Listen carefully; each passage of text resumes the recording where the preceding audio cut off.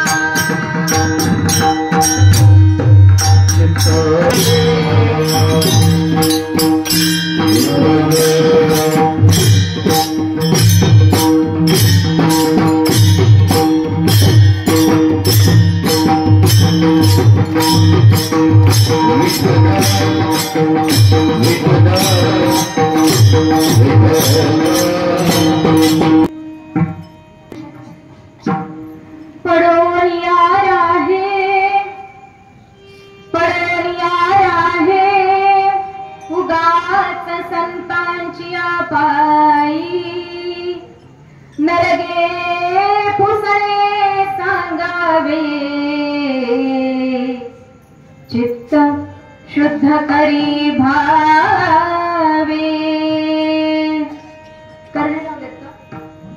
करणार बंद करता ते बंद करा स्थिती सहजते स्थिती उपदेश परयुक्ती न लगे पुसणे सांगावे चित्त शुद्ध करी भावे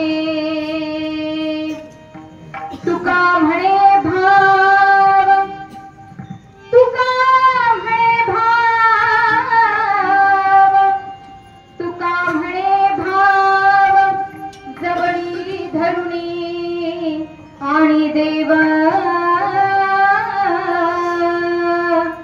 न लगे पुसणे सांगावे चित्त शुद्ध करी भावे विठ्ठल वक्रतुंड महाकाय सूर्यकोटि समप्रभ निर्विघ्नं कुरु मे देव सर्वकार्येषु सर्वदा समचरण सरोज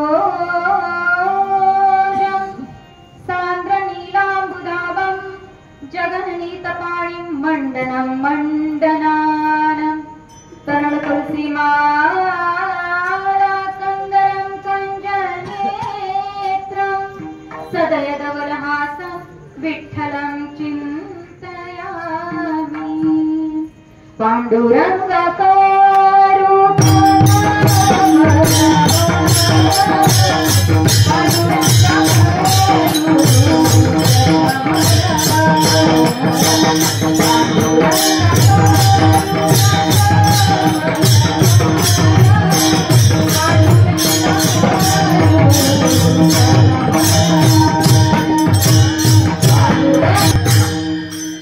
पांडुरंगा करू प्रथम नमन दुसरे चरण संतांच्या त्यांच्या कृपादाने कथेचा विस्तार बाबाजी सद्गुरुदास तुकाराम ओम नमो ज्ञानेश्वरा ओम नमो ज्ञानेश्वरा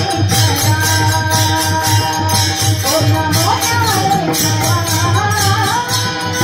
ओम नमो ज्ञानेश्वरा ओम नमो ज्ञानेश्वरा करुणा करा तुमचा अनुग्रह लाधलो पावन झालो चराचरी मी काळा कुसरी काहीच नेणे बोलितो वचनाची भाविका एका जनार्दनी तुमचा दास त्यांची आस पुरवावी रंग आडा हो रंगणी देवा या हो या कीर्तनी विठ्ठल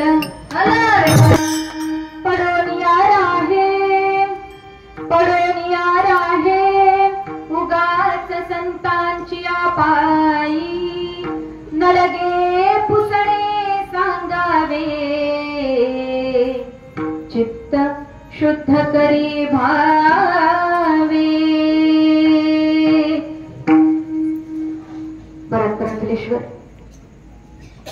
रुक्मिणी प्राण संजीवन षडगुण ऐश्वर्य संपन्न असणारा संपूर्ण जगाचा जगदाधार भक्तवत्सल श्री पांडुरंग परमात्मा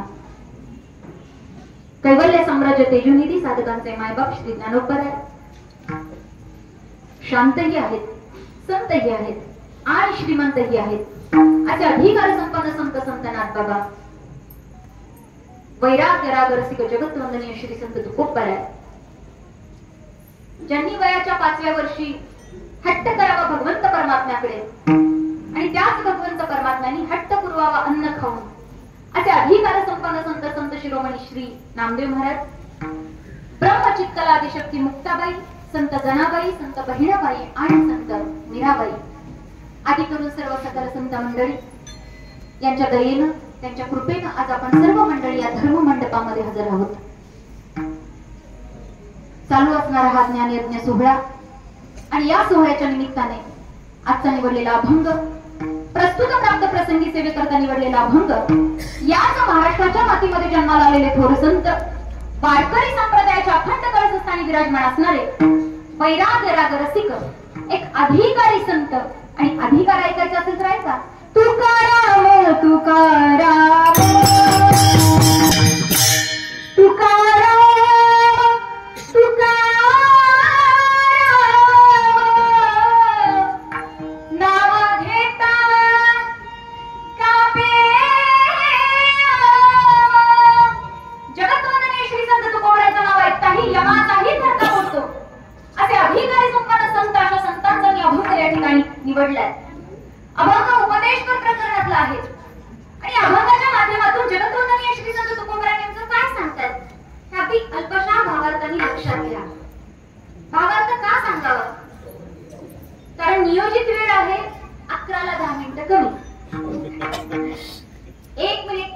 तिकडे गेलेला खपवून घेतला जाणार नाही. आपल्या भावना पोचल्या माझ्यापर्यंत, हरकत नाही. पण तरी सुद्धा वेळेची पाबंदी मी स्वतःला घालून घेतली. कारण जसं कीर्तन सुरू झालं तसं फक्त मोजून 2 तासच कीर्तन. कारण कमी सांगितलं तरी आपण सुधारणार.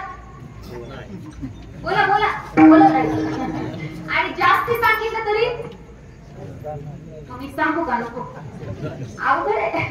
पण असं अतिशय सुंदर आणि गोड अभंग जगतवंदनीय श्री संत तुकोबरा या प्रस्तुतच्या अभंगामधून उपदेश करतायत. नेमका काय उपदेश आहे हे लक्षात घ्या.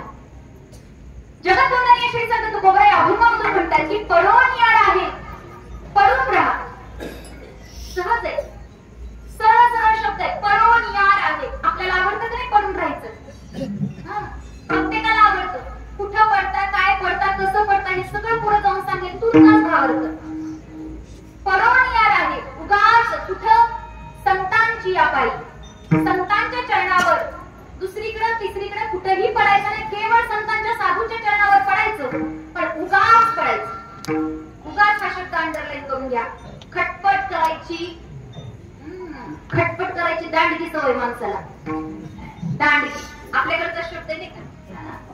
आता इथं बरं आहे सतरंजी आहे म्हणून, पण सतरंजाच्या सुद्धा दशा काढायला पाठीमागं पुढे बघत नाही. उगाच बसत नाही कीर्तनाला. दशा काढता काढता कधी ती सतरंजी संपून जाईल, चटाई संपून जाईल सांगता येत नाही. पण इथं मुद्दाम शब्द घातलाय पडून राहायचं. पण उगाच उगाच संतांची या पायी कुठेही बसायचं नाही. फक्त संतांच्या चरणावर बसायचं, तिथंच थांबायचं, तिथंच सद्भावने नतमस्तक व्हायचं. पण एकदा का संतांच्या साधूच्या चरणावर जर तुम्ही आम्ही नतमस्तक झालो नाही झालो, काहीही सांगावं लागत नाही. ऐका, न लगे पुसणे सांगावे. पुसणे बरोबर आहे का? पुसणे नाही ना. थोडीशी परीक्षा मी पण घेणार. तुम्ही आता माझी परीक्षा घ्यायला जमलाय, मला सगळं ठाऊक आहे. पुसणे याचा अर्थ विचारणे. काहीही सांगावं किंवा काहीही विचारावं लागत नाही. साधूच्या चरणावर जर तुम्ही आम्ही एकदा त्यांना नतमस्तक झालो नाही झालो, तुम्हाला आम्हाला काहीही त्यांनी सांगावं लागणार नाही आणि काहीही विचारावंही लागणार नाही. महाराज म्हणतात चित्त शुद्ध करी भावे, अंतकरण आपोआप शुद्धीपर्यंत जाईल. न लगे पुसणे सांगावे, चित्त शुद्ध करी भावे. फक्त साधूच्या चरणावर नतमस्तक व्हायचं, अंतकरणाचा भाव तिथे अर्पण करायचा आणि मग अंतकरणाची म्हणजे चित्ताची शुद्धता झाल्याशिवाय राहणार नाही.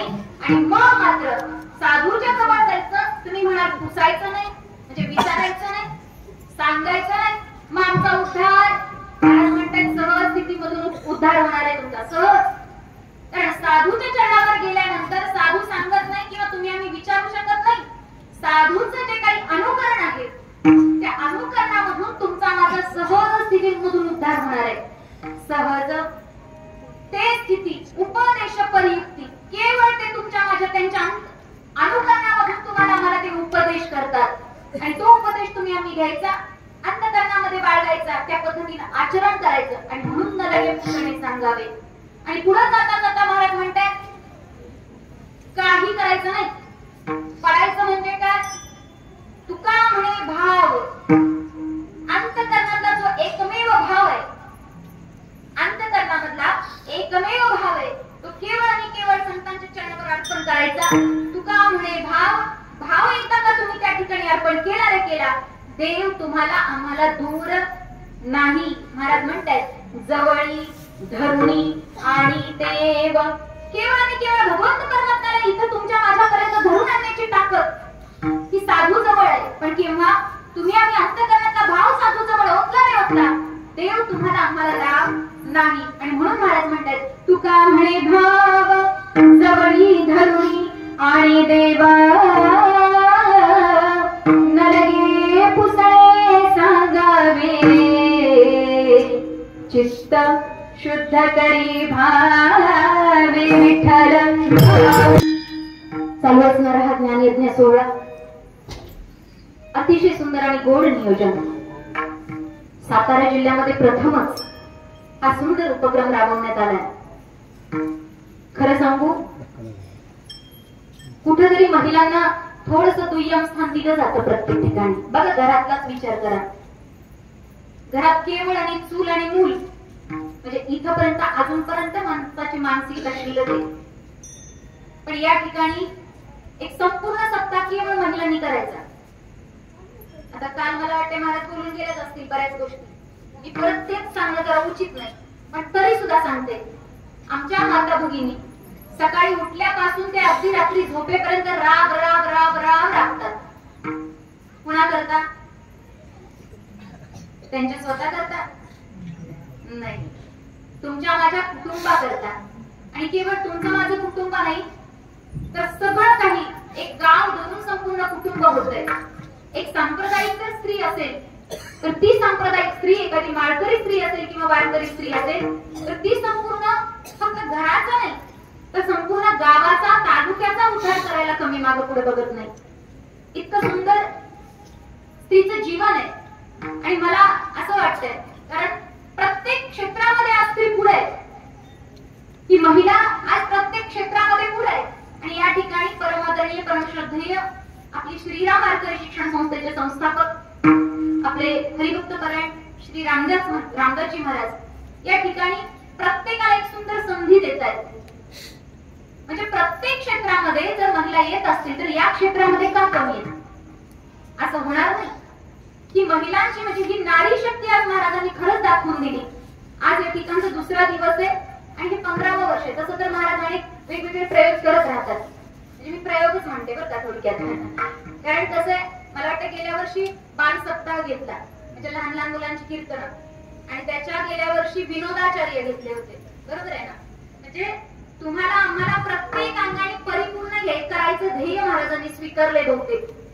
म्हणजे इथं आता या ठिकाणी नारी शक्तीचा विजय त्यांनी ठेवलाय आणि हे केवळ एक कुटुंब प्रमुखच करू शकतो. जर तुम्हाला आम्हाला एवढा सन्मान असेल तर आज या संस्थेच्या अध्यक्षांना किती मोठा सन्मान असेल ते तुम्ही व्यक्त करा. अध्यक्ष आपल्या स्वप्नाली ताई आले. आता त्या मला दिसल्याच नाही खरं तर, पण त्यांनी एक सेवेचं व्रत पाठीमागं स्वीकारलंय. म्हणजे प्रत्येकाचं जे काही जातं ते सगळं जेवणामधून जातं. जेवण तृप्त झाला माणूस की त्या ठिकाणी सगळं काही, म्हणजे लग्नाला तुम्ही आम्ही जातो ना, लग्नात किती का फटाके उडू देणार, लग्नात नवरा नवरी किती का मेकअप करणार, वराड किती का असतं ना, पण आलेलं वराड तृप्त होऊन गेलं तरच तुमचं माझं बोला बोला बोला तेव्हाच किंमत आहे. लक्षात घ्या. पण पोटातून तो मार्ग जातो, लक्षात घ्या. आणि म्हणून त्या अगदी स्वतः त्या ठिकाणी अगदी जातीनं हजर आहेत. याला म्हणायचं कुटुंब प्रमुख. आणि खरं सांगू, या ठिकाणी म्हणजे आमची पाचावर धारण बसते एक सांभाळताना, एक हम तो हमारा एकच आहे असता, ते सांभाळता सांभाळता आम्हाला नाकी नऊ येतं. हे हम तो आणि हमारे तो आहे, सो आहे 100 आहेत का, 50 वाढलेच का, आणि 150. आता काय होत असेल तुम्ही सांगा. काय काय करावं यांनी, म्हणजे दोन्ही या संपूर्ण 150 मुलांचे आई बाप होण्याकरता एक तर भाग्य तर लागतच आहे, पण या 150 मुलांना सांभाळणं महा कठीण काम आहे. ह्या आपल्या सगळ्यांच्या चिरंजीवांवरून आणि आपल्या मुलींवरून ठरवा कसं सांभाळत असतील. पण अतिशय सुंदर गोड, अतिशय गोड नियोजनामध्ये हा सप्ताह पार पडतोय. सप्ताहाचा हा दुसरा दिवस आहे. आणि खरं सांगू, मी नेहमी सांगत असते, पण तरी सुद्धा त्यातल्या त्यात आपण प्रत्येकीनं आपलं स्वतःचं कौतुक केलं पाहिजे. केलं पाहिजे ना? अय महिला मंडळ, केलं पाहिजे ना? त्याला हात वर करा, उजवा उजवा करा, अजून वर. इकडे कोण आहे महिला? उजवा उजवा करायचा, अजून वर, अजून वर, अजून पाठीमाग, अजून बाल्कनी द्या. आता पाठीला शाबास द्या द्या द्या. प्रत्येकाला आपापली पाठ फुटून घ्यायची, जरी कुणी नाही कौतुक केलं तरी. या ठिकाणी पण तुमचं माझं कौतुक फार आहे. अतिशय सुंदर गोड. या ठिकाणी गायनाला सुद्धा महिला आहेत, शाळकरी सुद्धा आमच्या सगळ्या संस्थेच्या मुली आहेत. या ठिकाणी अनेक कीर्तनकार सुद्धा आहेत. समोर आमच्या महिला वर्ग पण भरपूर आहे. अगदी उपस्थिती चांगली आहे महिलांची. म्हणजे खरंच मी मुद्दामून महाराजांचं खरंच दंडवत घेते, कारण इतकं सुंदर जर महिलांना प्राधान्य तुम्ही देताय इतकं सुंदर जर तुम्ही महिला सप्ताह करत असाल तर आमच्या महिला का पुढे येणार नाहीत? का त्या वारंवार या ठिकाणी येण्याची उपस्थिती का दाखवणार नाहीत? का गायनाच्या क्षेत्रामध्ये पुढे येणार नाहीत? आणि हे खरं तर महिलांनी पुढे येऊन हे संस्काराचं माध्यम तुमच्या माझ्या लहान लहान मुलांपर्यंत लेकरांपर्यंत पोहोचवण्याचं खरं तर सगळ्यात महत्वाचं कार्य महिला करतात. आणि म्हणून सगळ्यात प्रथम स्थिती आपल्या महाराजांनी महिलांना दिली आहे की जेणेकरून संस्काराचं माध्यम हेच आहे आणि हे माध्यम आपल्या लहान लहान लेकरापर्यंत पोहोचवण्याचं कार्य या महिला करतील. आणि म्हणून हा सुंदर नारी शक्तीचा हा सुंदर सोहळा या ठिकाणी आयोजित केलाय. खरंच मी संपूर्ण संस्थेची आपले अध्यक्ष स्वप्नालीताई आणि रामदास महाराज आणि त्याचबरोबर या संस्थेकरता जे जे आयोजन नियोजन संयोजन करतात त्या प्रत्येकाच्या चरणात यथोचित दंडवत घेते आणि सेवेत सुरुवात करते. एकट्याचा खेळ कधीच होत नाही. इथं प्रत्येकाने एकत्रित येऊन मेळ जुळवावा लागतो. इथं प्रत्येकाने यावं. आता तुम्ही मला महिलांचंच कौतुक आहे आम्ही नाही का? पण खरं सांगू या पृथ्वी तलावर नवे नवे या संपूर्ण विश्वामध्ये पुरुष एकच आहे. कळते का तुम्हाला? पुरुष केवळ एक आहे. तो म्हणजे केवळ भगवान श्रीकृष्ण परमात्मा. हा देव हा केवळ पुरुष आहे. बाकी सगळे तुम्ही आम्ही स्त्रीचीच रूप आहेत लक्षात घ्या. हे भागवतामध्ये वर्णन आहे. हे मी माझ्या मनाचं नाही सांगत आणि त्यामुळे मी फक्त महिलांचं म्हणजे केवळ त्यांचं नाही कौतुक करत. कारण तुमची साथ असल्याशिवाय आम्ही सगळे उभं राहू शकत नाही. त्यामुळे महिलांना सगळ्यात आधी तुमचं कौतुक आहे आणि मग मागच्यांचं कौतुक आहे. म्हणून सगळ्यांनी एकदा जोरदार टाळ्या वाजवा. बघा या ठिकाणी तुम्ही सर्वजण आहेत. तुम्ही आम्ही खेळी मेळी गदारोळी आनंदे हा आनंदाचा गदारोळ तुम्हाला मला या ठिकाणी साजरा करायचा आहे. आणि आनंद केवळ याच धर्ममंडपामध्ये घेता येतो तसा दुसरीकडेही घेता येतो. अभिमानात आता काहीतरी गावदेव लागलं नाही काही काय गावदेवामध्ये चाललं होतं काय काय बरं आनंद काय येता येतं गाडीत ना गावदेव हा तिथं सुद्धा बरीच मंडळी आनंद घेत होती. पण तो आनंद साजरा करायला आधी माणसाला घ्यावं लागतं. कळलं का तुम्हाला? आता हे कसं काय लगेच कळलं? ही खूणच आहे. तिथला आनंद हे घेतल्याशिवाय साजराच होत नाही. आणि इथला आनंद बघा हेच घ्यायचंय पण कुठलं?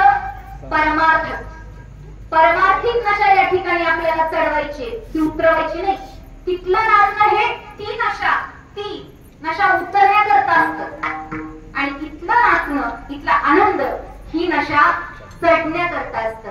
ही आनंदाची नशा तुम्हाला आम्हाला चढावी लागते ती याच धर्ममंडपामध्ये. आणि खरंच ही परमार्थिक नशा जर तुम्हाला आम्हाला चढवून घ्यायची असेल तर याकरता सुंदर गायनाचे सुंदर वादक संपूर्ण रंगदेवता या ठिकाणी हजर असणं गरजेचं आहे. यांच्या माध्यमातून ही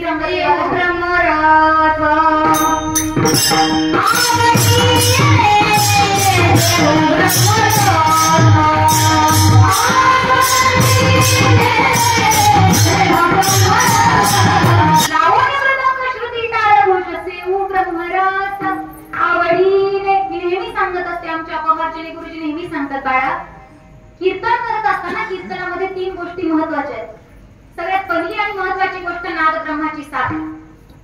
सगळ्यात दुसरी महत्वाची गोष्ट म्हणजे स्वर ब्रह्माची साथ. आणि तिसरी आणि महत्वाची गोष्ट म्हणजे शब्द ब्रह्म. तुमच्या माझ्या जिभेवर जे शब्द ब्रह्म येतात ते शब्द ब्रह्म नाद ब्रह्म आणि स्वर ब्रह्म एकत्रित आल्याशिवाय हे सुंदर परब्रह्म साकार होत नाही. आणि ही परब्रह्माची साधना या ठिकाणी करायची असेल तर सर्वांना अगदी अतिशय सुंदर महत्व आहे. आणि यामुळे मी प्रत्येकाच्या चरणावर नतमस्तक होते आणि सेवेला सुरुवात करते. विठ्ठल बघा तुमचा माझा मनुष्याचा जन्म आहे. हा मनुष्याचा देह या पृथ्वी तलावर 84 लक्ष योनीनंतर बघा 83,99,999 योनीनंतर हा एकटाच देह तुम्हाला आम्हाला मिळतो. आणि याच देहामध्ये तुम्हाला आम्हाला भजन करता येतं. दुसरा देह तुम्हाला आम्हाला भजन करता नाही. महाराजांनी सुद्धा सांगितलं आणि मीही तुम्हाला एक उदाहरण देऊन सांगेन माझ्या आयुष्यामध्ये घडलेला प्रसंग आहे. कारण याच देहामध्ये तुम्हाला आम्हाला भजन करता येतं. इतर देहामध्ये हा अधिकार नाही. प्रसंग घडला एका ठिकाणी पुण्यस्मरणाचं कीर्तन आहे. इथं कशी गर्दी आहे पण इथं जरा जागा जास्त आहे. आणि ज्या ठिकाणी कीर्तनाला उभी राहिली होती त्या ठिकाणी जरा जागा कमी होती. आणि त्या कमी जागेमध्ये त्या धर्मार्थांनी एका बाजूला टॉयलेट बाथरूम आणि असा कट्टा केला होता. त्या कट्ट्याच्या जवळ टॉयलेट बाथरूम, त्या कट्ट्यावर जवळपास 20 ते 30 लोक बसू शकतील एवढा मोठा कट्टा. बघा त्याच कट्ट्यावर एक त्या मालकानं पाळलेलं कुत्र बसलं होतं. असतात ना, माहिती आहे ना ते कुत्र 4 पायाचं, त्या टॉयलेट बाथरूमच्या त्या कट्ट्यावर बसलं होतं. करणं बंद करा. विठ्ठल माझी पंचपदी सुरू झाली आणि ते कुत्र टक लावून माझ्याकडे बघतंय. अगदी संपूर्ण पंचपदी, म्हणजे तुम्ही सुद्धा ऐकणार नाही एवढ्या बारकाईनं. मी सरळ सरळ स्पष्ट बोलते बरं का. तुम्ही आम्ही एवढ्या स्पष्ट म्हणजे ऐकणार नाही, पण ते कुत्र मात्र माझ्याकडे असं टक लावून बघत होतं. कशी गाते, कसा स्वर लावते, आणि बहुतेक त्याला माझी पंचपदी आवडली. ती संपूर्ण पंचपदी त्याला अगदी आव असून त्याला सगळी बघितली, पण झालं काय, त्याला राम राम म्हणता येत नव्हतं, ना त्याला टाळी वाजवता येत नव्हती. बघा मनुष्य तर वाटतंय, ऐकू येतंय, मनुष्य वाटतंय, उड्या मारू वाटतायत, पण जे काही करू वाटत होतं त्याला ते करता येत नव्हतं. का? महाराजांचं प्रमाण आहे, याची देही घाडे देवाचे भजन, याची देही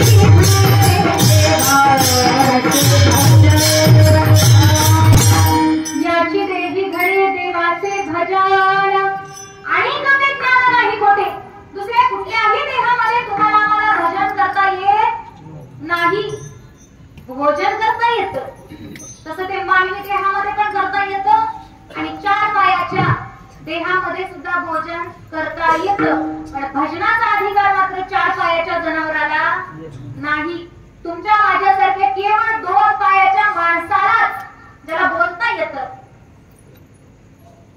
ज्याला बुद्धी आहे, ज्याला ज्ञान आहे, अशाच केवळ जीवाला हे भजन करता येतं.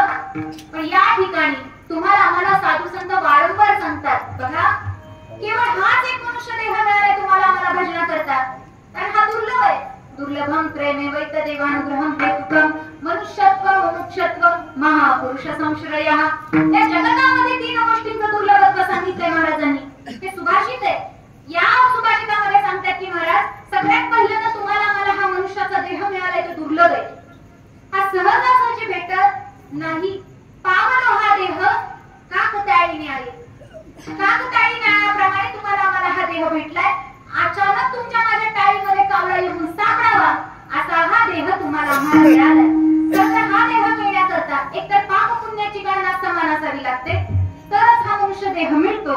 पण होतं काय, याच देहामध्ये आल्यानंतर तुम्हाला आम्हाला नेमकं करायचंय काय, हा देह वापरायचा कशा करता, या देहामध्ये आल्यानंतर तुम्हाला आम्हाला यथोचित मोक्षापर्यंत पोहोचायचंय, त्या भगवंत परमात्म्यापर्यंत पोहोचायचंय.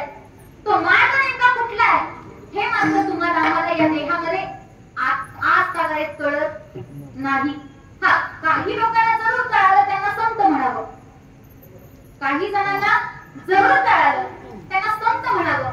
पण काही अजून सुद्धा वाट चुकलेले, मार्ग चुकलेला आहे तुमचा माझा, आणि हाच मार्ग तुम्हाला आम्हाला यथोचित दाखवण्याकरता संत येतात. तेच या ठिकाणी अवतरित होतात. कुठून? आम्ही वैकुंठवासी आलो याची कारणासी, बोलिले ते ऋषी साच पावे वर्ताया, झालो संतांचे मार्ग आड राणी भरले जग. तुमचा माझा मार्ग चुकलाय, आणि जर का या देहामध्ये येऊन तुमचा मार्ग चुकला की मग मात्र तुमचं माझं प्रारब्ध वशामध्ये जे काही भोगायला लागेल ते भोगावं लागणार. लक्षात घ्या काय भोगावं लागेल. मी तुम्हाला एक छोटस उदाहरण देते. या देहामध्ये जर तुम्ही आम्ही हाताने टाळी नाही वाजवली, त्या देहामध्ये जर तुम्ही आम्ही मुखाने भगवंताचं नामस्मरण नाही केलं, तर काय करावं, काय भोगावं लागेल हे नाथबाबा सांगतात एका ठिकाणी. कारण नाथबाबांच्या आयुष्यामध्ये तो घडलेला प्रसंग आहे. नाथबाबा म्हणतात, एकदा असाच मी पंढरपूरला गेलो, आणि पंढरपूरच्या राऊळाच्या खाली म्हणजे मंदिराच्या खाली दोन्ही बाजूनं अनेक जण, प्रत्येकाला कुणाकुणाला व्यस्त आहे अशी लोक त्या पंढरपूरला त्या राऊळाच्या बाहेर उभी आहेत. कुणाला हात नाही, कुणाला पाय नाही, कुणाला डोळे नाही, कुणाला कान नाही, कोण मुख आहे, असे अनेक लोक या पंढरपूरच्या शेजारी आपल्या मंदिराच्या शेजारी उभे आहेत. वाजता मंदिरामध्ये जात असताना मला ही सगळी लोक दिसली, पण दिसल्यानंतर थोडीशी भगवंताजवळच थोडीशी श्रद्धा थोडीशी ढळली माझी. कारण माझ्या अंतःकरणामध्ये एक विषय स्फुरला की जर भगवंत परमात्मा आहे तो प्रत्येकाला यथोचित सगळं काही जे पाहिजे ते देत असेल, तर या लोकांना ही व्यथा का भोगावी लागते? काय या ठिकाणी एखादा मुका आहे, काय नांद आहे, काय एवढं या लोकांचं नेमकं प्रारब्ध काय आहे नेमकं? नाथ बाबांना समजे ना, आणि म्हणून जाब विचारण्याकरता पाय आपटत माझे नाथ बाबा रावणामध्ये आले. आणि रावणामध्ये आल्यानंतर भगवंत परमात्म्याकडे दृष्टी टाकली. अरे देवा, ए देवा, अरे काय चालवलंयस काय? अरे संपूर्ण विश्व तुझ्या हातामध्ये आहे, कुणाला कसं ठेवावं? तर या संपूर्ण जगामध्ये प्रत्येकाला तुझं भजन करण्याचा अधिकार आहे, प्रत्येकाला टाळी वाजवण्याचा अधिकार आहे, पण तुझ्याच मंदिराच्या समोर ही सगळी आंधळे मुके बहिरे नेमकी कशा करतात? अरे कसा आहेस तू? अरे तुला दयाळू तरी कसा म्हणावा आणि तुला कृपाळू तरी कसा म्हणावा? भगवंत परमात्म्याने हे 4-5 शब्द माझ्या नाथबाबांचे ऐकून घेतले आणि नाथबाबांना शांत करत करत माझ्या भगवंत परमात्म्याने सांगावं, नाथबाबा थोडीशी शांतता घ्या. तुम्हाला माहितीये, तुम्ही आता रावणाच्या बाहेर पाहिलं, कोणी आंधळा आहे, कोणी मुका आहे, कोणी बहिरा आहे, हे सगळे तुम्ही पाहिलेत. तुम्ही माझ्याजवळ टळत आलात, पण तुम्हाला माहितीये या लोकांचा पूर्वजन्म काय होता? बघा, तुम्हाला जर पाहायचं असेल तर आता मी विटेवरनं खाली येतो, तुम्ही विटेवर उभा राहा. हा अधिकार होता बरं का साधू संतांचा. भगवंताचेच अवतार आहे. देवते संत, देवते संत निमित्त त्या प्रतिमा. तुम्ही या विटेवर उभे राहा, मी खाली जातो आणि तुम्ही बघा कुणाचं काय काय प्रारब्ध आहे ते. आणि मग नाथबाबांना ते बघायची इच्छाच झाली. नाथबाबा म्हटले येच खाली, मी येतो विटेवर. नाथबाबा विटेवर आले आणि जे दिसायला सुद्धा नको हवं होतं ते सगळं काही दिसलं त्या लोकांचं. तो समोर आला ना, तो बहिरा आला, बहिरा. त्या बहिऱ्याचं सगळं प्रारब्ध नाथबाबांना दिसलं, पूर्वजन्म दिसला.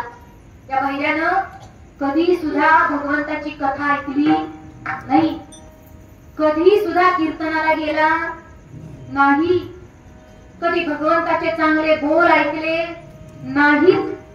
जे ऐकायला नको होतं ते मात्र चौकात बसून ऐकलं. आणि म्हणून प्रारब्ध वशामध्ये त्याला हे सगळं भोगावं लागलं. पण नाथबाबा स्वतःला त्या ठिकाणी ठेवतात आणि म्हणतात, भैरा झालेल्या जगी, भैरा झालेल्या जगी, भैरा झालेल्या जगी, भैरा झालेल्या जगी, भैरा झालेल्या जगी, भैरा झालेल्या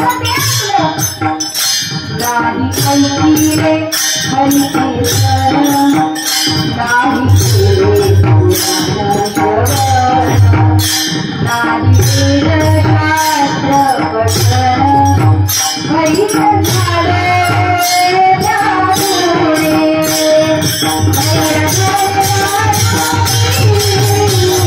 भैर झाले भैर कळलं का? बहिरा का झाला? पूर्वजन्माचं सगळं काही असेल जे ऐकायला नको होते ते ऐकलं आणि म्हणून प्रारब्ध वशामध्ये त्याला हे भोग भोगावे लागले. तो बहिरा झाला. नाथबाबांना हे पटलं. समोर दिसला मुका, दिसला मुका. त्यानं काय केलं होतं पूर्वजन्मामध्ये? आता तुम्ही सांगा. जे बोलायला नको होतं ते बोलला, नको त्याला शिव्या घातल्या, जे वचन बोलायला पाहिजे होते ते नाही बोलला आणि प्रारब्ध वशामध्ये त्याला मुख्य पण भोगावं लागलं. नाथबाबा याचंही वर्णन करतात. मुका झाले वाचा गेली,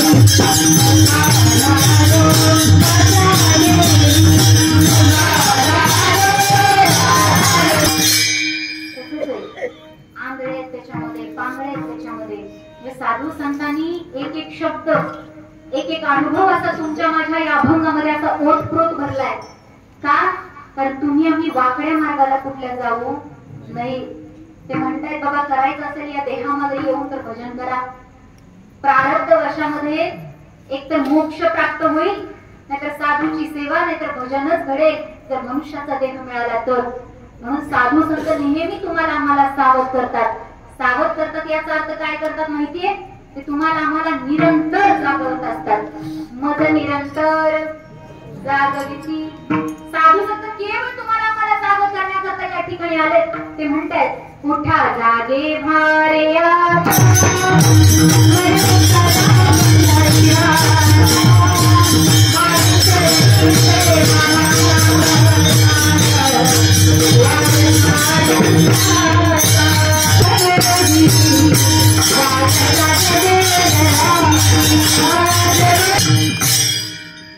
कळलं ना?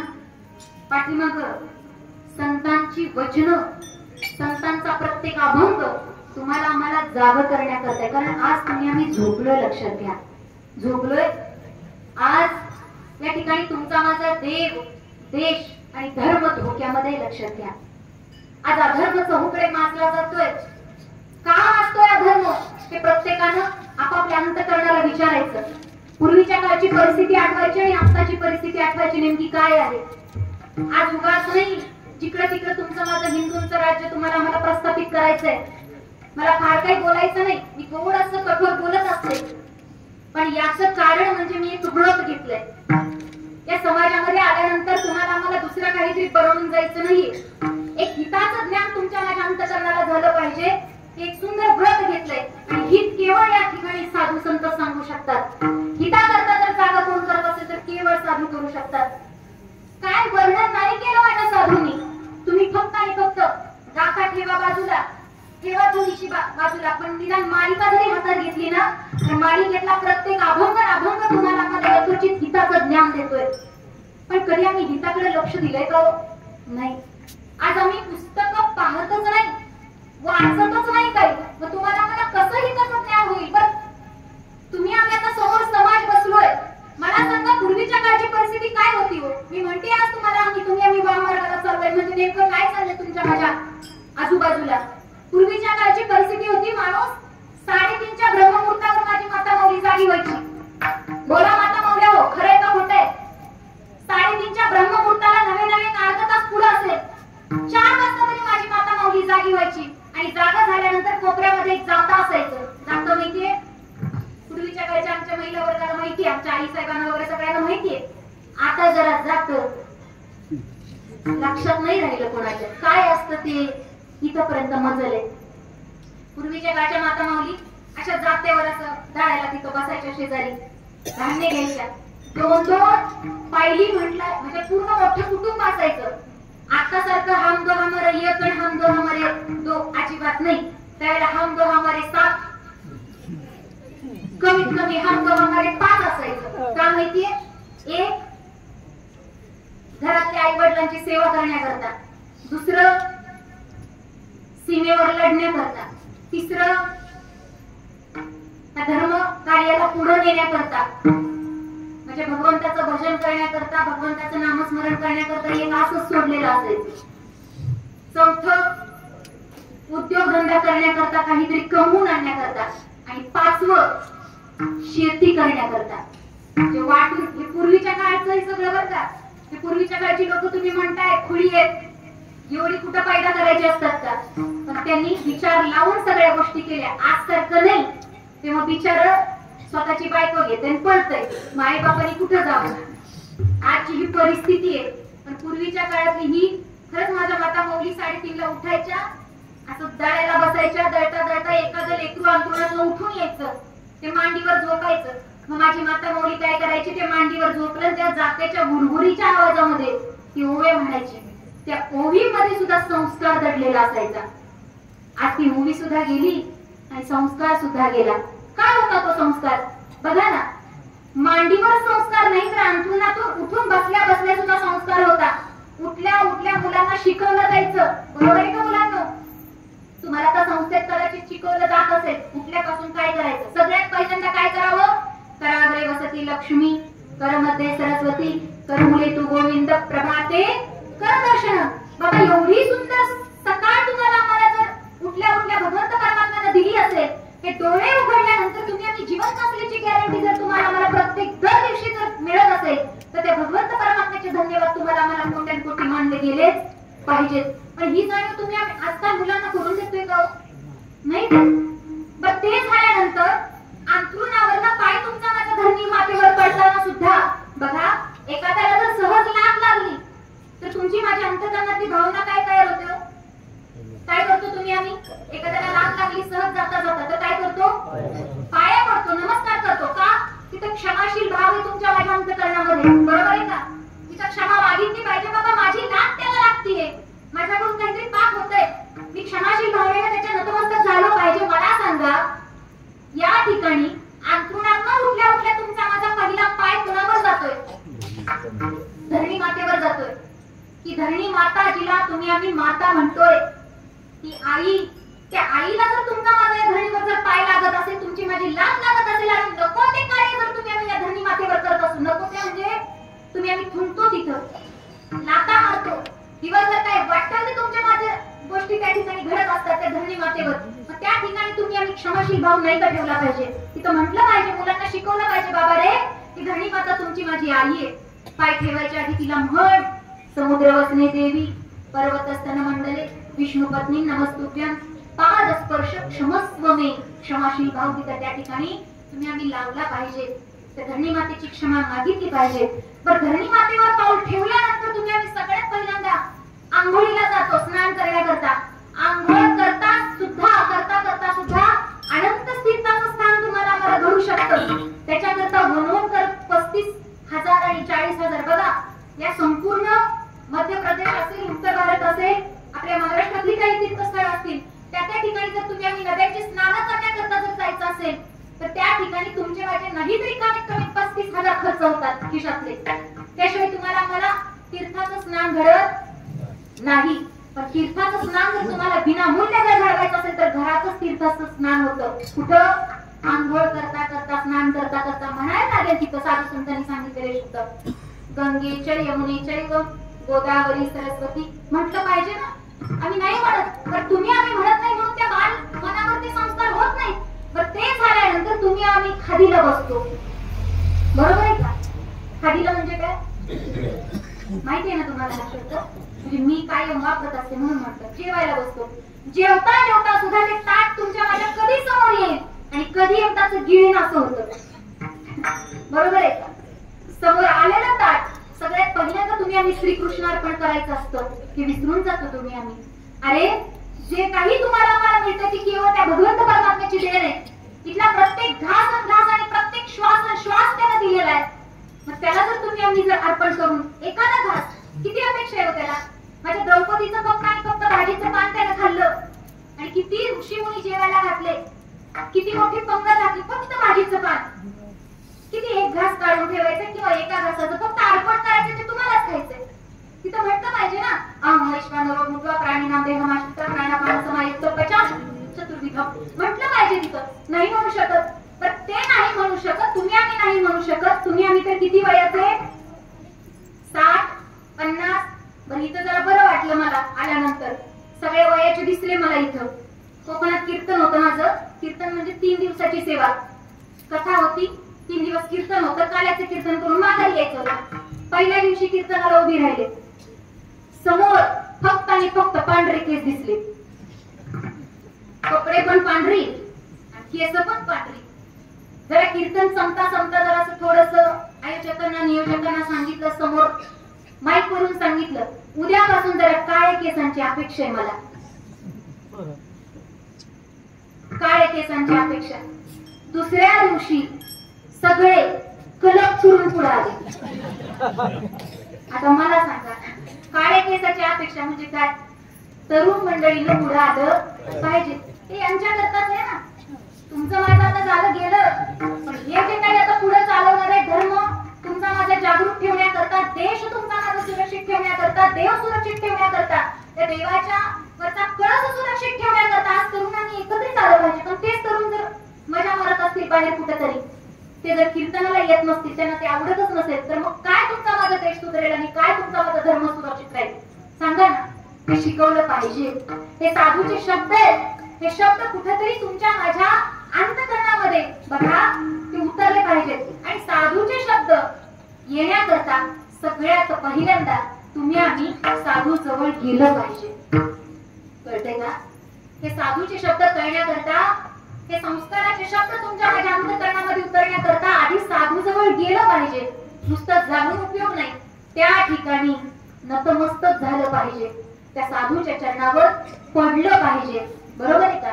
त्याशिवाय तुम्हाला आम्हाला साधू काय सांगतील, काय संस्कार देणार आहेत त्या शब्दामधून कळणार नाही. आणि म्हणून अभंगाच्या प्रथम चरणामध्ये जगद्गुरू श्री संत तुकोबराय सांगतात,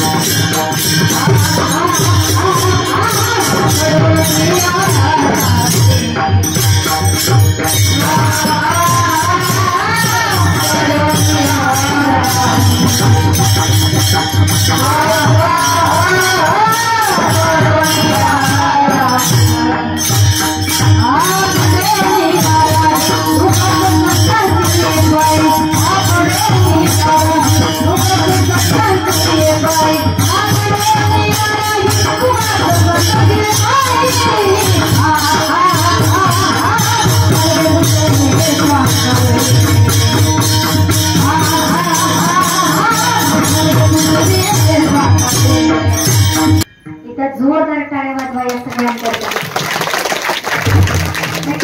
आहे म्हणून आम्ही आहोत, नाहीतर तुम्ही आम्हाला सहन केलं नसतं. महाराजांनी 12 तरी वेळ दिलाय 2 तासाचा. हा, नाहीतर तुम्ही हे जर नसते ना सगळे, तुम्ही म्हटलं असता बाई एवढ्या कडेगाव मार्गे आलीस, इकडं पैसापर्यंत आलीस ती आलीस, जास्त काही वटवट करू नको, अगदी 10 मिनिटं तुला आम्ही सहन करून घेऊ, पण आलीस म्हणून तुझ्यासाठी 5 मिनिटं आणखी वाढव, जास्त नाही 15 मिनिटं तुला सहन करणार, पण तुझा घाशा गुंडाळून निघ. एवढं बोलायला पण कमी करणार नाही तुम्ही. मला माहितीये ही सगळी रत्न या ठिकाणी हजर आहेत ना, म्हणून खरंच आरतीताई त्यांच्या मातोश्री या ठिकाणी हजर आहेत. आमचे दादासाहेब आहेत. नाही, दादासाहेब नाही म्हटलं पाहिजे, ते तर मला आईच म्हणतात. आईच केलं, त्यांना वाटलं माझं वय जरा जास्त आहे, म्हणजे अशी तब्येत आहे ना, ते मला आई साहेबच म्हणतात. मी तुमचा मुलगा आहे म्हटलं, असू दे काही हरकत नाही, आम्ही आईच आहे, हरकत नाही. आई मांडलं ते महत्वाचं. आपल्या चरणाचं वरदर्शन घेते. त्याचबरोबर या ठिकाणी अभि महाराज असतील, इथं परमादेवीकरण श्रद्धेय तुषार महाराज असतील, आमची ताई ठिकाणी वाजवते वेदांचे. वा वा, क्या छान सुंदर नाव आहे तुमचं. तुमच्या चरणाचं वरदर्शन घेते. त्याचबरोबर दादा आहेत या ठिकाणी, सुंदर गोड हार्मोनियम वाजवत आहेत. आपल्या चरणाचं वरदर्शन म्हणजे इथं प्रत्येक जण आपापल्या परीनं या ठिकाणी आपलं सर्वस्व देण्याचा प्रयत्न करतोय. म्हणून या ठिकाणी रंगदेवता हजर होते, लक्षात घ्या. फार सुंदर. पडून या राही उगाच संतांची या पायी. महाराज म्हणते पडून राहा, पडून राहायचं. माणसाला मी मगाशीच सांगितलं पडून राहायला जाम आवडतं. आणि त्यात कीर्तनात तर एकदा या अंगावर एकदा या अंगावर, त्यात नुसतं जर ओव्या अभंग असलं सुरू झालं की मग मात्र टुकल्या खाल्ल्याशिवाय राहत नाही. टुकल्या माहितीत का? टुकल्या काय म्हणतात इकडं? टुलक्या. नाही, जरा भाषेचा थोडा फरक राहतोच म्हणा. एका ठिकाणी कीर्तनाला गेले कोकणामध्ये, आणि कोकणामध्ये आता मी सहसा कुठे जेवत नाही बरं का, पण 5 तासाचं अंतर असलं तर मग काय करायचं, म्हणून तिथं मुद्दाम जेवायला बसते. आता जेवत नाही म्हटल्यानंतर तरी पण बाबा म्हटले, तिथले कार्यकर्ते म्हटले, बाई का तुझी व्यवस्था म्हणजे तुमची व्यवस्था आम्ही एका ठिकाणी केली, तिथं फक्त आजी आहे, त्या आजीला तुम्हाला जे काय हवं ते सांगा. मी त्या आजीच्या घरी होते, त्या आजीला विचारलं, आजी मला आपलं तुझ्याकडे धाडलंय बरं का, कोकणात बरं का, मला आपलं तुझ्याकडे धाडलंय, तुझ्याकडे काय स्पेशल आहे ते मला करून घाल. ती म्हणजे स्पेशल माझ्याकडे बऱ्याच गोष्टी आहेत, पण त्यातल्या महत्वाच्या 2 गोष्टी अगदी स्पेशल आहेत माझ्याकडे. म्हटलं कुठल्या 2? म्हणजे हे बघ, मला फुकरू एक चांगलं जमतं आणि सालकू एक चांगलं जमतं. तुमच्याकडे देतं काय? खाल्लं नाही कधी? भाग्य नाही तुमचं. अय माता माऊले हो, फुकरू फुकरू खाल्लं का कधी? सालकू होय म्हणायचं तर होय म्हणा, नाही म्हणायचं तर नाही म्हणा, काहीतरी म्हणा. कोकणातला पदार्थ येतो, यायला पाहिजे माझ्या बरोबर गाडी. पण तुम्हाला त्यातलं कुठलं खावंसं वाटतं, फुकरू का सालकू?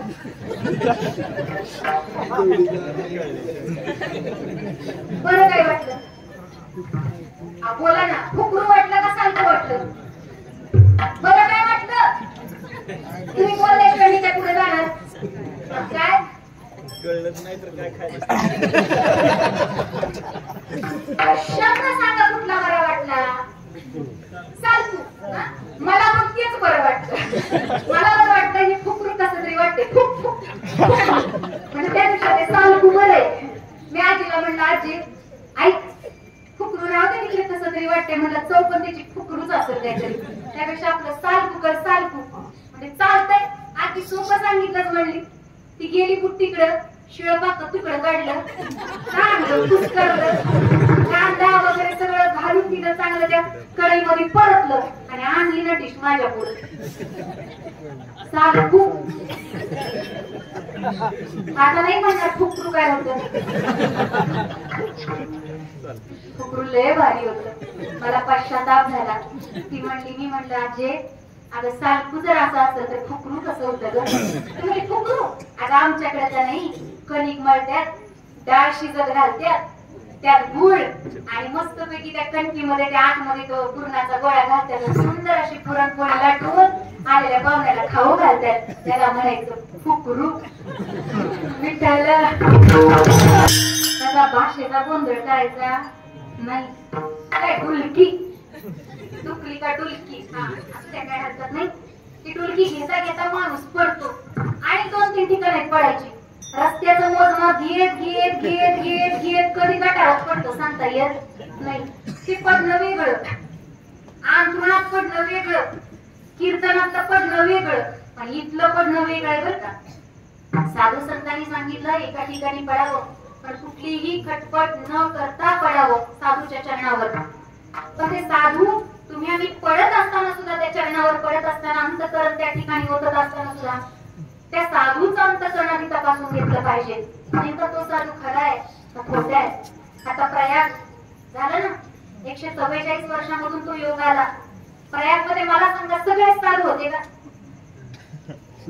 काय म्हणणं आहे तुमचं? सगळे साधू नव्हते त्याच्यामध्ये. माय बापांना इन्स्टाला येणारे वेगळे, फेसबुकला येणारे वेगळे. कळते का तुम्हाला? जे फेमस होण्याकरताची माध्यमं निवडतात आणि नको ते वेगवेगळे मेकअप करून पुढे आपल्या समोर ते कॅमेरा धरून जे काही करतात ना, त्यांना साधू म्हणायचं नाही. त्यांना साधू म्हणू शकत नाही तुम्ही. कोणते त्याच्यामध्ये साधू?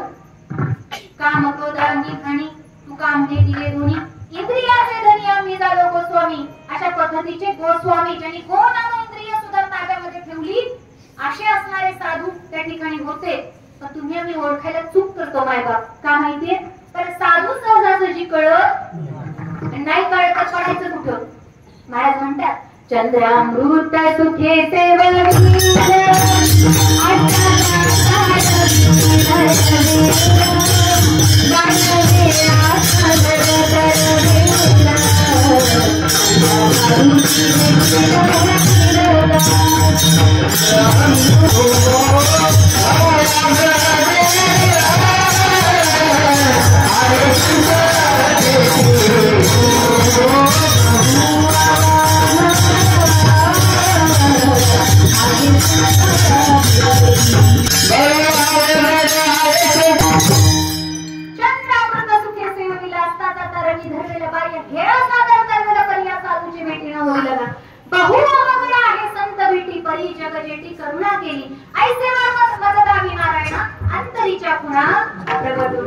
साधूची भेट सहजासहजी होत नाही, लक्षात घ्या. साधूची भेट होण्याकरता एक तर तुमचं माझं भाग्य उदयाला यावं लागतं. भाग्याचा उदय ते हे जोडे संत पाय. तुमचं माझं भाग्य उदयाला यावं लागतं तेव्हा साधूची भेट होते. आणि दुसरी गोष्ट अगदी काम देऊ आहे का साधू सहजासहजी तुम्हाला आम्हाला शोधल्यानंतर सापडत नाही. तुमचं माझं अंतःकरण जर शुद्ध झालं, अंतःकरणातला काम क्रोध मद मत्सर लोभ अहंकार एकदा का तुम्ही हा कचरा बाहेर काढला नाही काढला, साधू तुमच्या माझ्या जवळ तुम्ही आम्ही ज्या ठिकाणी आहोत त्या ठिकाणी येऊन भेट देतात. त्यांना जाऊन शोधायची गरज पडत नाही. बघा अशा साधूच्या जन्मावर तुम्ही आम्ही जाणं गरजेचं आहे. फक्त ते खरे संत पाहिजेत. बघा 3 प्रकारच्या संगतीची महत्त्वाच्या सांगते. आता इथून पुढचं एक 10 मिनिटाचं कीर्तन तुम्ही अगदी लक्षपूर्वक ऐका, कारण याच्यामध्ये सगळा सार दडलेला आहे. 3 महत्त्वाच्या संगती आहेत. सगळ्यात पहिली म्हणजे अधमाची संगत आहे, दुसरी आहे मध्यमाची संगत आणि तिसरी आहे उत्तमाची संगत. बघा अधमाची संगत म्हणजे काय, मध्यमाची संगत म्हणजे काय आणि उत्तमाची संगत म्हणजे काय, मी अगदी एका सुभाषितामधून सांगते. म्हणजे त्या सुभाषिताचा अर्थ सांगते तुम्हाला. सुभाषित काय सांगतात बघा, स्वाती नक्षत्र आहे. तुम्हाला आम्हाला कॅलेंडर मध्ये स्वाती नक्षत्र माहिती आहे. अनेक प्रकारचे नक्षत्र आहेत. स्वाती नक्षत्र हे महत्त्वाचं नक्षत्र आहे. त्या नक्षत्रामध्ये पावसाचं पाणी पडतं. स्वाती नक्षत्रामध्ये जर पाऊस पडत असेल, त्या पावसाच्या पाण्याचा थेंब जर का बघा मुलांनो, जर का तो गटारामध्ये पडला, गटार कळतं प्रत्येकाला, गटारामध्ये काय असतं, घाण पाणी असतं. काय झालं, एवढा शब्द पुरेसा आहे आपल्याला. जर त्या स्वाती नक्षत्रातल्या पावसाच्या पाण्याचा शुद्ध थेंब जर का गटारामध्ये पडला तर तो पिण्याच्या योग्यतेचा राहतो का, नाही राहत नाही. म्हणजे तुम्ही आम्ही तो थेंब पिऊ शकत नाही. एक वेळा स्वाती नक्षत्रातलं पाणी तुम्ही आम्ही सहज जिभेवर घेऊन ते पिऊ शकतो, पण एकदा का ते गटारामध्ये पडलं की तुम्ही आम्ही ते पिऊ शकत नाही, कारण त्या गटाराची संगती झाली. पण दुसऱ्या स्वाती नक्षत्रातल्या त्याच पावसाच्या पाण्याचा थेंब जर का सापाच्या म्हणजे सर्पाच्या मुखामध्ये पडला, साप कळतो ना, त्या सर्पाच्या मुखामध्ये जर पाण्याचा थेंब पडला तर तो थेंब ते पाणी पिण्याच्या योग्यतेचं राहतं का, नाही राहत. काय होईल त्याचं तयार, विष तयार होतं. म्हणजे तुम्हाला आम्हाला सहज कळते की त्या पाण्यानं जर त्या विषाची संगती केली तर ते पाणी विषमय होऊन जातं. ते सुद्धा तुमच्या माझ्या पिण्याच्या योग्यतेचं राहत नाही. बघा स्वाती नक्षत्र तेच आहे आणि त्याच स्वाती नक्षत्रातल्या पावसाच्या पाण्याचा थेंब सुद्धा तोच आहे. त्या थेंबाचं कुठं कुठं गेल्यानंतर काय काय होतं हे मी तुम्हाला सांगते. त्याच्यामधूनच अधम मध्यम आणि उत्तम संगती काय येते सांगते. पहिल्या 2 संगती झाल्या, तिसरी संगती आहे त्याच स्वाती नक्षत्रातल्या पावसाच्या पाण्याचा थेंब जर का घरामध्ये तापलेल्या लोखंडाच्या तव्यामध्ये पडला, काय होईल, त्याचं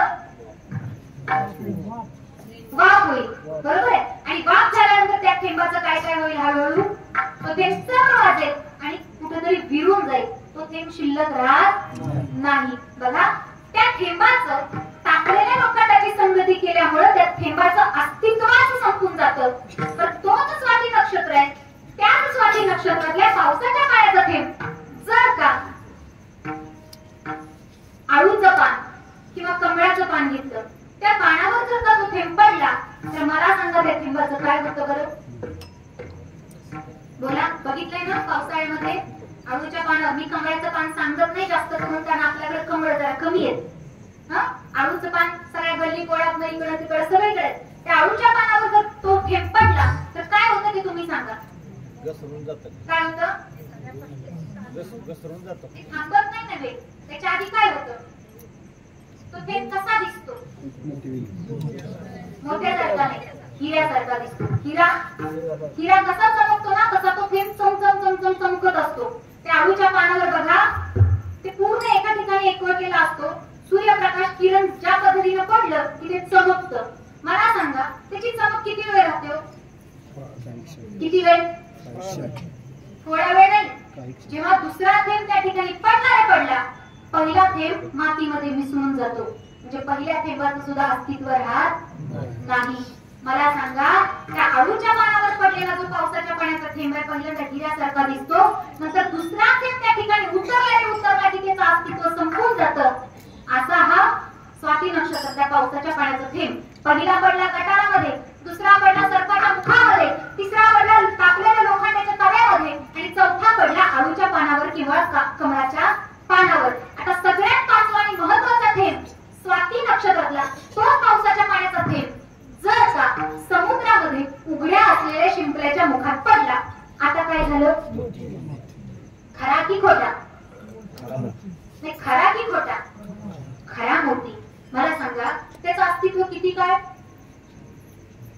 किती वेळ?